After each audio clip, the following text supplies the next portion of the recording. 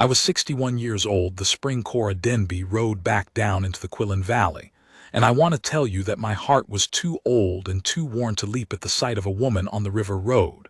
But it leaped anyway, the way it had leaped when I was a boy of 14, and she was the only dream I had. Some things don't age out of a man. I learned that at an age when I'd thought I was done learning anything. You have to go back 40-odd years to understand it, so I'll take you there, but I'll take you quick. When I was a boy, the Quillen Valley was the whole of the world to me, and I did not want any more world than that. It's green river country. The Sable River comes down out of the mountains and winds through a long bottomland of good grass and cottonwood and wild larkspur. And in the spring, the whole valley goes so green it aches to look at. And I was born on the west side of it, and Cora Denby was born on the east. And our father's places met at a meadow up above the river bend where the larkspur grew thickest. That meadow is the beginning and the end of this whole story, so mark it. Cora and I grew up in that meadow. Her folks and mine were neighbors and friends in a country where your nearest neighbor was your whole society. And from the time we could walk we were thrown together. And from about the time I was 11 and she was 10, I never once wanted to be anywhere she wasn't. She was a black-haired, quick, laughing girl with a way of looking at a thing sideways like she'd already seen the joke in it. And she was braver than me and smarter than me, and she could ride anything with hair on it. And I loved her the way a boy loves the first person who ever makes the world feel like it was made on purpose. And here's the part that matters, the part I've turned over 10,000 times in 40 years. Cora and I were dreamers. That's the only word for what we were. We'd lie up in that larkspur meadow on our backs in the long grass with the clouds going over, and we would dream the whole of our lives out loud together, in more detail than two children had any business managing. We were going to have the valley, both places, hers and mine, run as one big outfit. We were going to build a house right there above the river bend, of squared logs, with a long porch that faced the water so we could watch it in the evenings. We were going to run good horses, not just cattle. Cora wanted horses more than anything, wanted to breed a line of them, and we planned that line out lying in the grass, the mares we'd start with, the stallion we'd find. We named our children up in that meadow. We named the house.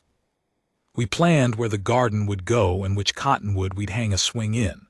We built a whole life up there, board by board, year after year, all through our growing up, and it was so real to us, so absolutely real that I think neither of us ever once considered that it might not come to pass.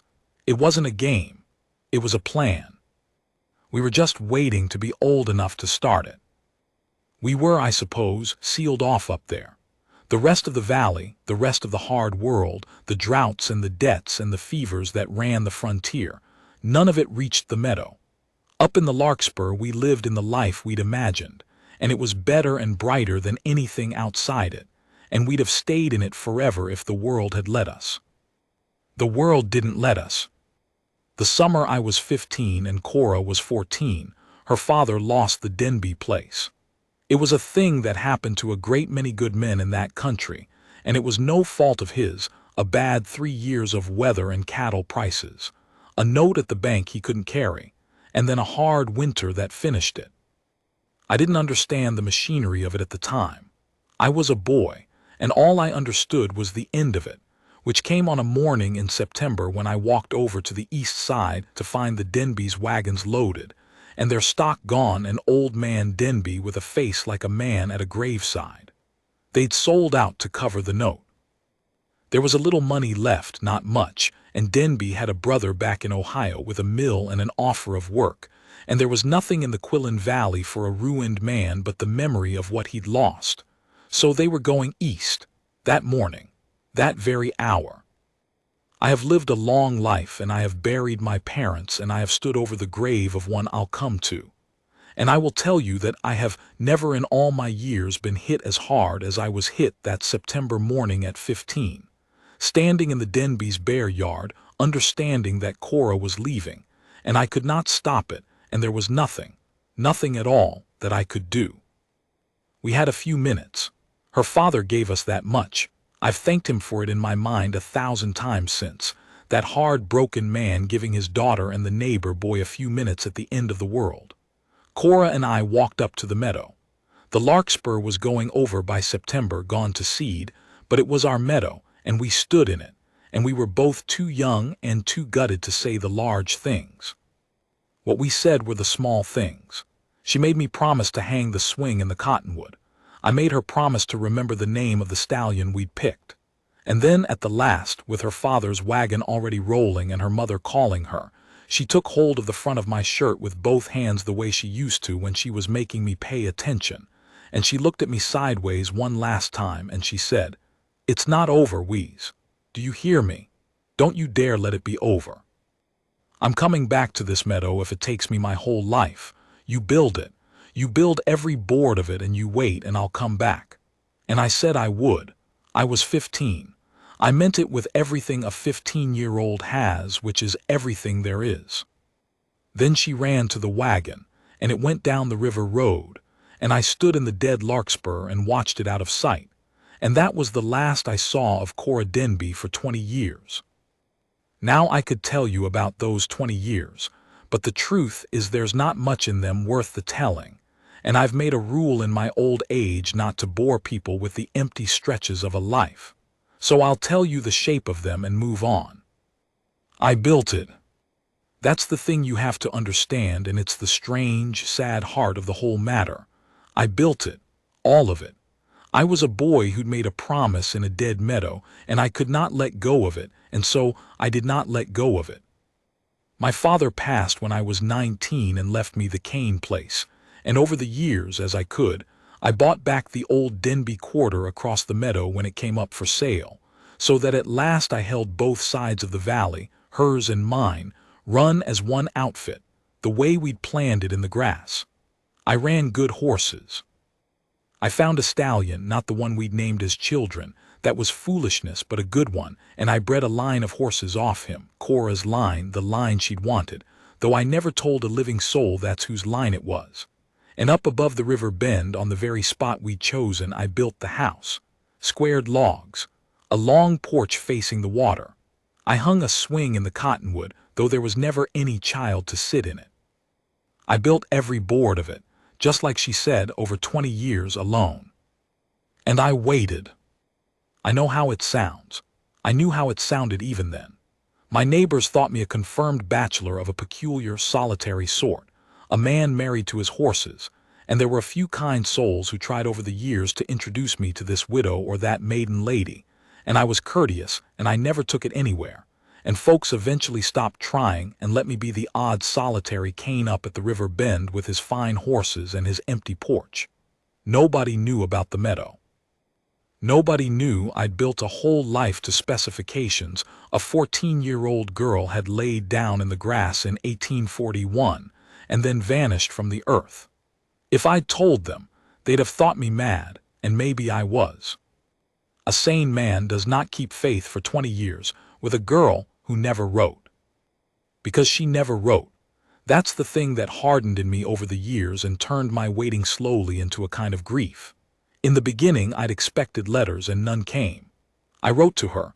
I wrote to the only address I had, her uncle's mill in Ohio, 3 times over the first 2 years and never once got an answer, and after the third silence a proud and wounded boy stops writing. I told myself she'd forgotten me. I told myself she'd grown up back east into a young lady with young lady prospects, and had put away the neighbor boy, and the meadow the way you put away a child's toy. I told myself she was married, likely, with children of her own, living a whole full life 1,000 miles away and never once thinking of the Quillen Valley. That's what the years taught me to believe, and believing it was like a stone I carried. And yet I kept building it. That's the part I can't fully explain even now. I decided in my head that she was gone and forgotten and never coming, and I went right on building the house we dreamed and breeding her line of horses and hanging the swing, as if my hands didn't believe a word my head told them.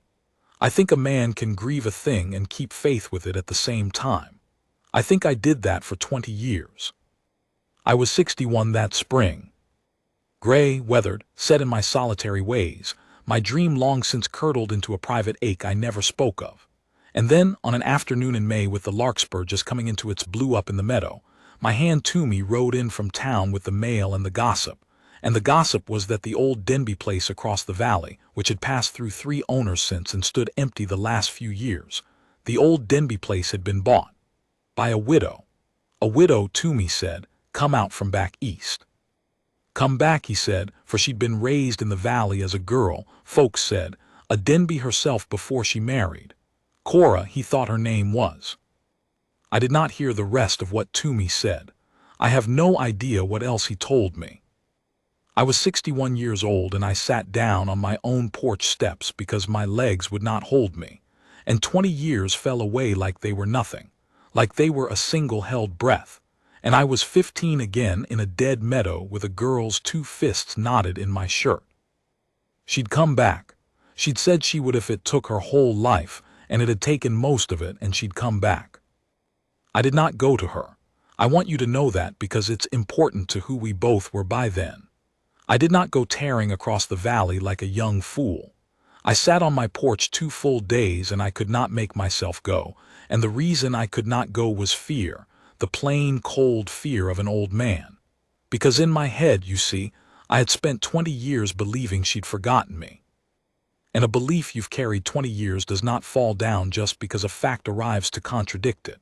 I thought, she's come back to the valley, yes, but for the valley, for the country of her girlhood, the way any of us might go home in our latter years. Not for me. She'd married another man and lived a whole life with him and buried him and now come home a widow to end her days where she started them. And the neighbor boy she'd known was nothing in that, was less than nothing, was a name she'd likely forgotten. And if I went to her and found that in her face, found that she looked at me kindly and blankly and did not remember the meadow, I did not think I could live through it. I had kept the dream alive 20 years by never testing it. To go to her was to test it, and I was afraid the test would kill the only thing I'd ever really had. So it was Cora who came to me. Of course it was. It was always Cora who was braver. On the 3rd day, in the long gold light of a May evening, I was at my fence by the meadow gate mending a rail, and I looked up at the sound of a horse on the river road, and there was a woman coming up the road on a good bay mare, sitting the horse easy the way only a valley-raised woman sits, and I knew her. Across 200 yards in 20 years and all the changes the years had worked on both of us, I knew her the instant I saw her, the way you know your own name. She was 60 years old.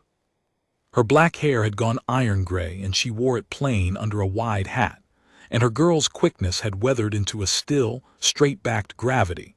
And she was, to my eyes, standing there at that fence with my old heart going like a boy's, the most beautiful thing I had seen in the whole of my long life. She rode up to the fence and stopped the mare and looked down at me, and I could not speak. 40 years I'd waited to speak to her, and I stood at my fence and could not make a sound. And Cora Denby looked at me sideways, the old sideways look, the one I'd have known in the dark, and the corner of her mouth went up just exactly the way it used to, and she said, not hello, Wheeze, not do you remember me. None of the things a stranger says, she said, in a voice gone lower and rougher with the years, but hers, unmistakably hers. Did you hang the swing? I have thought a great deal in the time since about those 4 words, and about everything they carried. Because in 4 words she told me the whole of it, told me she remembered, told me she'd never forgotten, told me the meadow and the dream and the promise had ridden inside her all 20 years the same as they'd ridden inside me, told me she'd come back not to the valley but to the meadow, not to her girlhood country but to me. 4 words. Did you hang the swing? And I stood at my fence, 61 years old, and I put my face down against the top rail and I wept like the boy I'd been, and I heard her get down off the mare, and then her hand was on my gray head and she was saying, I know, Wheeze, I know, I'm here. I'm sorry it took so long, I'm here. We didn't fall into each other's arms. We were too old and too weathered and too full of 20 years for that. What we did when I could stand up straight again was open the meadow gate and walk up into the larkspur together, slow, the 2 of us, an old man and an old woman in the blue evening light, and we talked. We had 20 years to account for, and we started accounting. And this is where I learned the thing that has grieved me and gladdened me in about equal measure ever since. And I'll tell it to you plain the way she told it to me, up in the meadow, that first evening. She had written. That was the first thing, and it near knocked me down. Cora had written to me, not once but many times over the first several years, faithful letters to the Kane place in the Quillen Valley, and I had never gotten a single one. And I had written to her 3 times at her uncle's mill, and she had never gotten one of mine. We stood in the meadow and worked it out between us, the sorry mechanical truth of it, and near as we could ever piece it together, it was partly the wild unreliableness of the frontier males in those years, and partly we came to believe her uncle, a hard, controlling man, we gathered, who had strong ideas about the girl mooning after a valley she'd been well rid of, and who had the handling of all the mill's post. Whether he burned my letters or only failed to send hers on, we never knew, and it didn't finally matter. What mattered was that 2 young people had each written faithfully into a silence, and each had slowly come to believe the silence meant the other had forgotten, and each had grieved and hardened and gone on alone into a life carved smaller by that grief. When all the time, 1,000 miles apart, we had neither of us let go. Not for 1 year, not for 1 day. She had married, yes, I'd been right about that much, but not soon and not the way I'd bitterly imagined. She'd held out against it for years, against her family's urging, waiting on letters that never came, until she was near 30 and had at last made herself believe I must be dead or wed.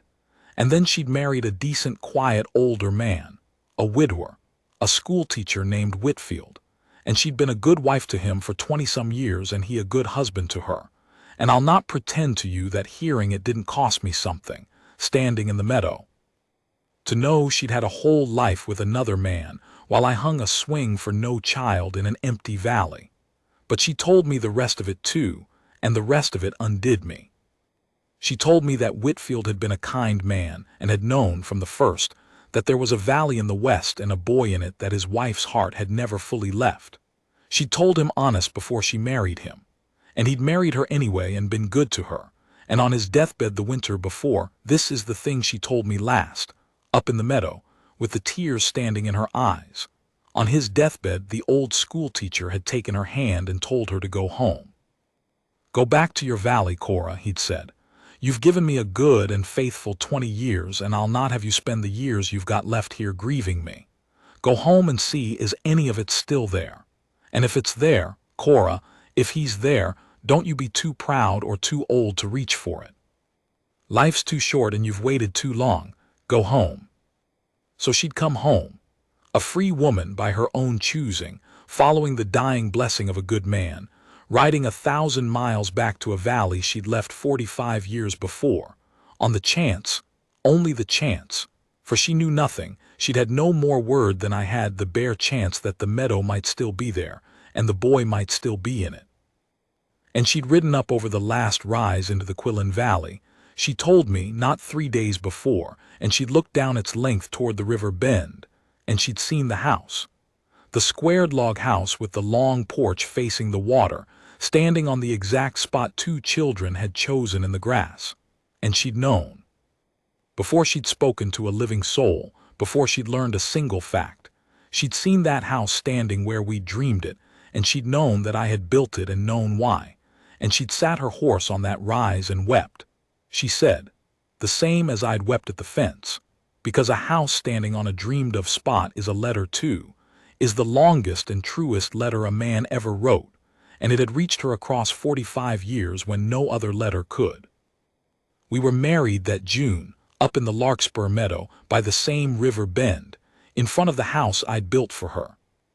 There wasn't a large crowd, we were old, and most of the folks who'd have filled a church for us were long in their graves, but the valley turned out what it had, and it was, I am told by those who were there, a strange and moving thing to see. The odd solitary Kane and the widow come home from the east, both gone gray, standing up in a blue meadow to marry at 60, and only the two of them knowing that they'd picked the spot and the flowers and near enough the very day when they were children lying in that same grass, and that they'd waited 45 years and grieved half a life to keep a promise made too young to mean anything and meant. It turned out, with everything there was. We had 11 years. That's what was left to us, and I'll not lie and say it didn't seem cruel sometimes in the deep of the night to think of the 20 years the males and a hard uncle had stolen, the 20 years we should have had in the fullness of our strength, the children we'd named in the grass and never got to have. I grieved those stolen years. I grieve them yet. But I learned, in the 11 we were given, not to let the grief for what was stolen poison the joy of what was left, because that would have been to let the thieves win twice. And oh, they were good years. We ran the valley together at last, both places as one, the way we'd planned it in the grass. She took over her line of horses. I gave them to her the first week, told her at last whose line they'd always been, and she put her face in the neck of the oldest mare and cried, and she bred them on and made them famous in that country, Cora Whitfield's horses, that everyone in 3 territories wanted. We sat on the long porch in the evenings and watched the Sable River run, exactly as 2 children had said we would. We never did get to put a child in the cottonwood swing, but our great-nieces and nephews came to visit in the summers, Whitfield's kin and mine, and I have sat on that porch and watched a whole gang of laughing children fighting over turns in a swing I'd hung 40 years before for a child that was never born, and I'll tell you there was more joy in it than sorrow in the end. The swing got used. The dream got built. It came late, so late, but it came. Cora passed in the spring, 11 years on, up in the house at the river bend, with the larkspur just coming into its blue outside the window she could see it from, and she went easy and unafraid with her hand in mine, and near the last she looked at me sideways one more time, the old look, and she said, "We built it, we's, every board." "Didn't we?" And I said we did. We built every board. And she smiled and closed her eyes, and I sat with her while the evening came on gold over the river. We'd watched together for 11 years and dreamed of watching for 40 before that, and then I was alone in the house we'd made, an old man of 72, and I was, God help me, grateful, grateful past all bearing that I'd had her at all, that the boy who'd made a promise in a dead meadow had lived long enough and kept faith long enough to see it answered, even so late, even for so short a while. I buried her up in the meadow in the larkspur, where else, and I had them cut the stone to say only her name and the years, and underneath, the 4 words she'd said to me at my fence the evening she came home, that I'd asked them to carve because no one but me would know all that the 4 words held. Did you hang the swing? And the answer to it, which is the whole of my life and the only wisdom I've got to leave you. I did. I hung the swing. I built every board and I bred her horses and I hung the swing in the cottonwood, and I waited alone for 20 years and then some, past all sense and past all hope, and everyone who knew me thought me a peculiar solitary fool for a faith they couldn't see the object of, and then one May evening my first love rode back down into the valley at last and asked me had I kept faith, and I had, and it was answered. So if you've got a dream you built as a child and lost, and the world tore it out of your hands too young, and everyone tells you it's foolishness to keep faith with a thing that far gone, I can't promise you it'll come back down the river road on a bay mare in the gold of a May evening. It doesn't, for most. I know I was luckier than a man has any right to be. But I hung the swing, and she came back. Build every board, you never do know. Word count honest by. Uparkai story ~4, 450 words high, roughly a 24-minute read at 185 WPM. Ye ek complete, self-contained arc high teen on movements land, the childhood dream, the forced parting plus 20-year wait, the reunion answered. Engine I fully delivered. Her full agency, she writes, she chooses, she rides back on her own. No cruel villain, clean, tasteful throughout. No children as romantic subjects. But ye 80-90 min /15. 725-word target C, Bahat Ch Hoda High. Main number, inflate Nahai Kar Raha. Full tilde 85 min tak lejan kile main isi story ko andar si expand karunga, koi neaplot nahi, koi padding nahi, fuller scenes on. The childhood dreaming in the meadow as real lived scenes across the growing up years. The day the Denbys lose the place, and the parting told slowly. The 20 years of building told through specific seasons and neighbors and the ache. The 3 days of fear on the porch, the fence reunion, and the long first evening in the meadow as a full set piece. Cora's account of her years and Whitfield's deathbed blessing given room, and the 11 good years lived out on the porch. Bal Dubai, continue or main ise, tak ajbad hadunga.